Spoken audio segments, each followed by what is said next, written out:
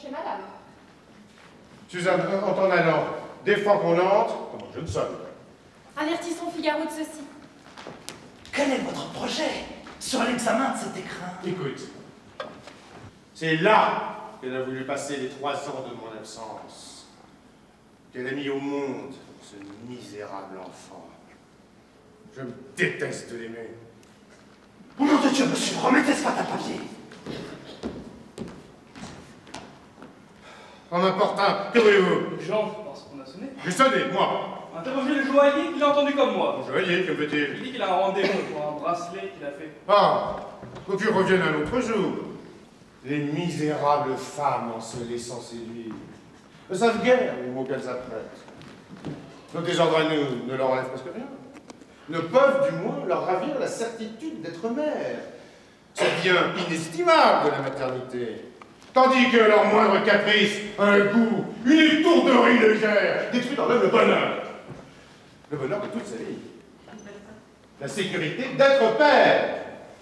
Ah, ce n'est point légèrement qu'on a donné tant d'importance à la fidélité des femmes. Le bien, le mal de la société sont attachés à leur conduite.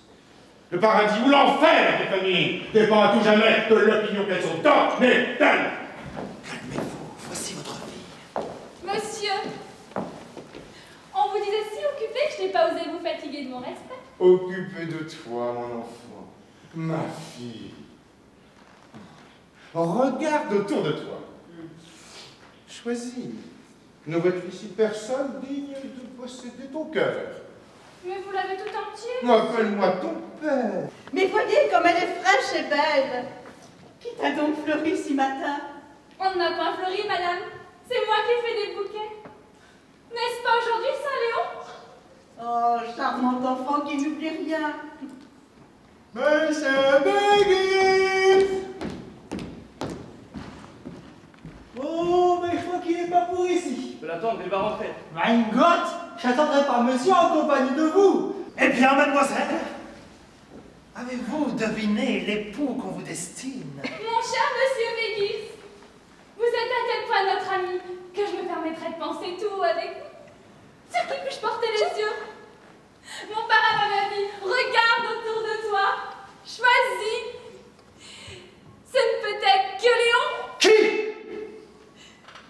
Léon, son fils, votre frère. Ah, monsieur! Ne vous a-t-il pas dit, appelle-moi ton père? Réveillez-vous, ma chère enfant. Florestine, vous êtes ce matin et toujours d'une beauté parfaite. Je la laisse un instant avec monsieur Vegas. Je la retrouve seule en rentrant. Les yeux noyés de larmes et m'ordonnant de la fuir pour toujours. Celle que l'on croit ma pupille, elle est ma fille. Elle est sa sœur.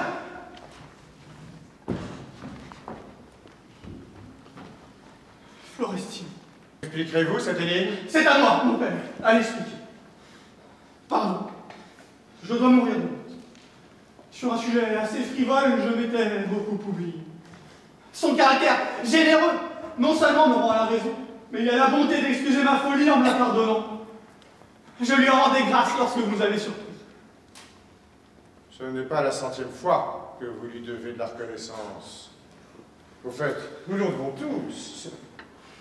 Sortez, monsieur. Votre aveu seul enchaîne ma colère. Mon ami, finissons ce que nous avons commencé. Vous, monsieur l'étourdi, rendez-moi les 3 millions d'or que vous m'avez vous-même ramenés de Cadix en 60 effets au porteur. De quoi? De ces 3 millions d'or? Sans doute. Eh bien, qui vous arrête? Votre secret à vous, c'est la naissance de Léon. Le sien est celle de Florestine. Il est son tuteur et son père. C'est votre faiblesse qui m'ennuie. Si vous lui parliez avec force, il ne vous y résisterait pas. Vous le croyez, mon fils? Je vais l'essayer devant vous. Mettez-vous dans mon cabinet. De là, vous m'entendrez plaider une cause si juste. Vous n'accuserez plus une mère de manquer d'énergie quand il faut sauver son fils. Floresta, La décence ne te permet pas de rester. Va t'enfermer.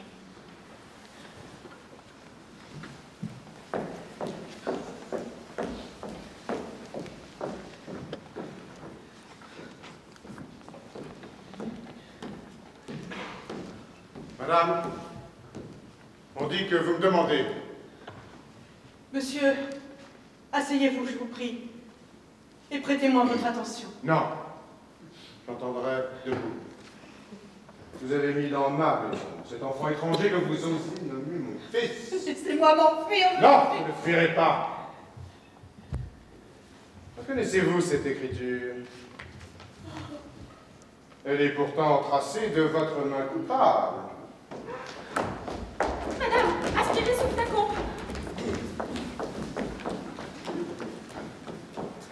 Ben voilà qui revient. Monsieur, donnez-lui tous vos biens. Mais avant de nous séparer, accordez-moi une grâce. Apprenez-moi comment vous êtes possesseur d'une lettre que je croyais brûler avec les autres. Quelqu'un m'a-t-il trahi? Oui, l'infâme Béguir. Ah non, non, non, non. Je la dois au seul hasard. Ce matin, lui et moi, nous étions en train d'examiner votre écrin, enfin pour un tout autre objet, et sans nous douter qu'il eût un peu de fond, quand des papiers frappèrent nos regards. Il en ignorait l'existence. Et quand j'ai voulu les lui faire lire, il a refusé. Les connaissez-il? Mais l'univers saura votre infamie! Il n'est plus dangereux. Et d'ailleurs, nul ne sait mieux que lui que ces jeunes gens, par la nature et la loi, ne sont rien l'un pour l'autre. Quel espoir. Mais quoi, monsieur, vous n'êtes plus? Non, nous en reparlerons plus tard, les enfants. Florestine, embrasse ton mari, et que nos anciennes querelles soient ensevelies pour toujours. Ne plaignons point quelques moments de trouble. On gagne assez dans les familles lorsqu'on expulse un méchant.